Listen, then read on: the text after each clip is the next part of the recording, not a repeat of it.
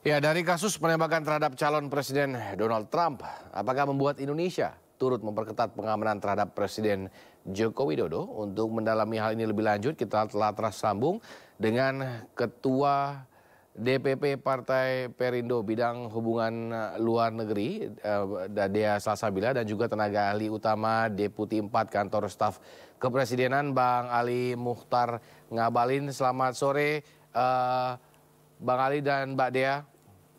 Samuel, selamat sore. Assalamualaikum warahmatullahi wabarakatuh. Waalaikumsalam warahmatullahi wabarakatuh. Bang Ali, saya ingin ke Bang Ali dulu, Mbak Dea tahan dulu ya. Bang Ali, ini penembakan penyerangan terhadap Donald Trump. Seperti apa reaksi istana terutama terkait pengamanan di istana sendiri? Ya, terima kasih. Pertama, Bapak Presiden telah mengirimkan pesan atas peristiwa ini mencederai demokrasi. Kemudian beliau juga menyampaikan simpatik kepada Donald Trump.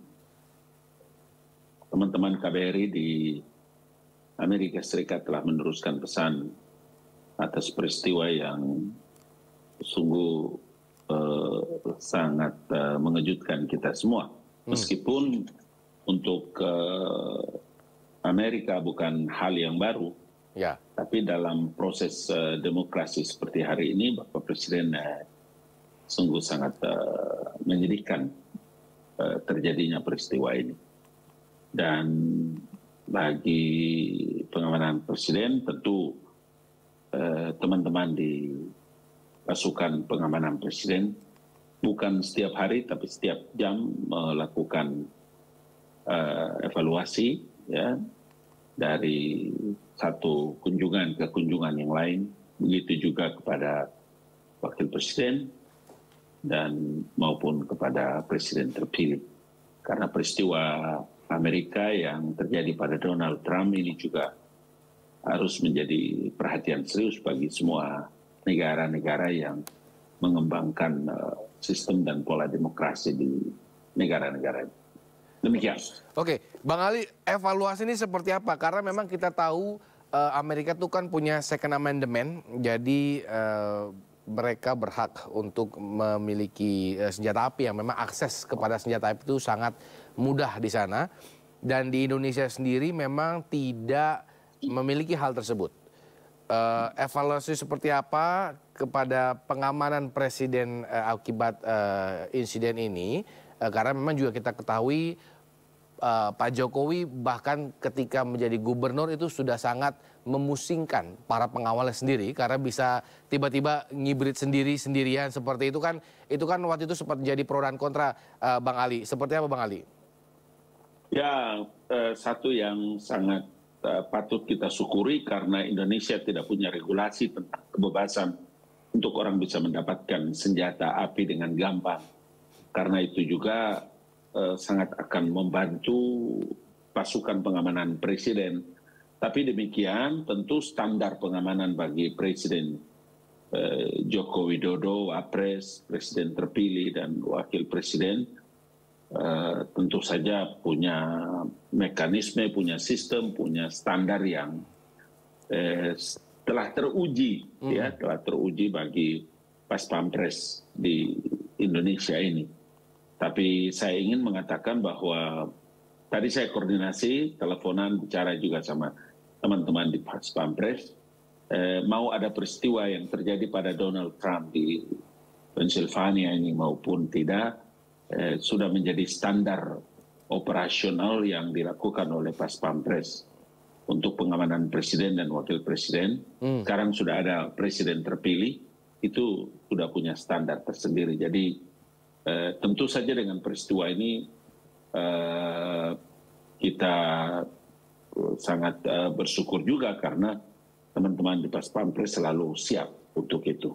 Oke, saya ingin ke Mbak Dea. Mbak Dea, ini seperti yang tadi saya bilang, kepemilikan senjata api ini kan legal di Amerika Serikat dan melihat Indonesia itu sangat berbeda. Apakah berarti kecil kemungkinan kasus serupa bisa terjadi di Indonesia?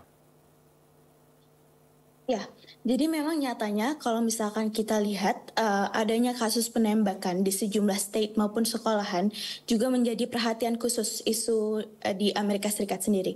Terutama karena adanya kebijakan yang memperbolehkan masyarakat sipil itu sendiri untuk membeli dan juga memiliki senjata dengan ketentuan yang berlaku. Ketika hal ini berkaitan dengan masa kampanye, tentunya adalah hal yang berkaitan dengan calon presiden ini menjadi permasalahan politik yang sangat serius untuk kelancaran dari demokrasi itu sendiri. Ini juga menjadi sinyal penting dan juga catatan sejarah yang menentukan arah politik ke depan. Karena bagaimanapun Amerika Serikat sebagai negara adidaya itu sendiri memiliki peranan yang strategis bukan hanya dalam skala nasional, tapi juga dalam skala internasional yang mampu mempengaruhi kebijakan-kebijakan di luar negeri itu sendiri. Walaupun begitu, memang adanya perbedaan di antara Amerika maupun di Indonesia terhadap kebijakan kepemilikan senjata. Walaupun hal itu tidak terjadi di Indonesia yang tidak memiliki kebijakan tertentu, tapi pengamanan terhadap keamanan level presiden dan juga calon presiden itu sangat penting untuk ditingkatkan dan juga perlu adanya upaya-upaya mitigasi yang juga memiliki skema-skema yang berbeda terutama terhadap ancaman yang bukan hanya sifatnya tradisional tapi juga melingkupi ancaman-ancaman yang sifatnya kontemporer.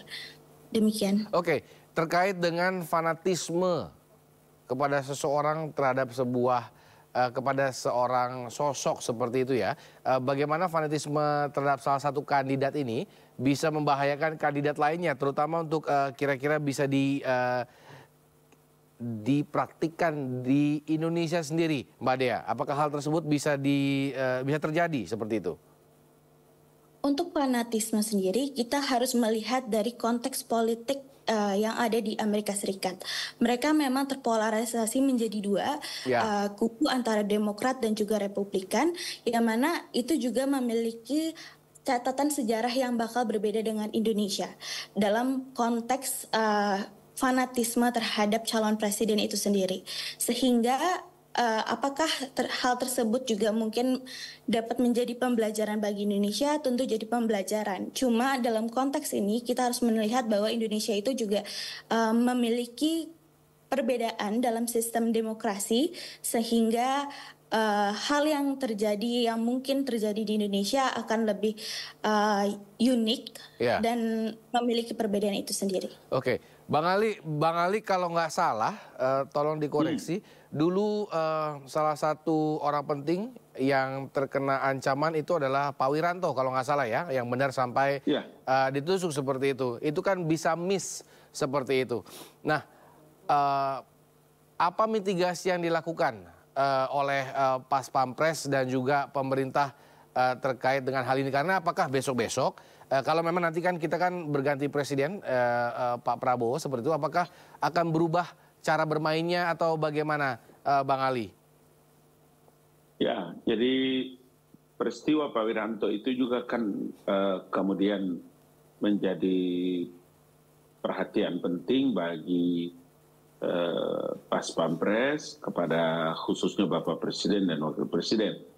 Tapi khusus kepada Pak Wiranto, maka dari kantor staf Presiden juga baik kepada pengawal-pengawal para pejabat itu juga mendapatkan perhatian dari kepolisian negara untuk tetap memberikan semua pejabat-pejabat penting yang memiliki pengawalan.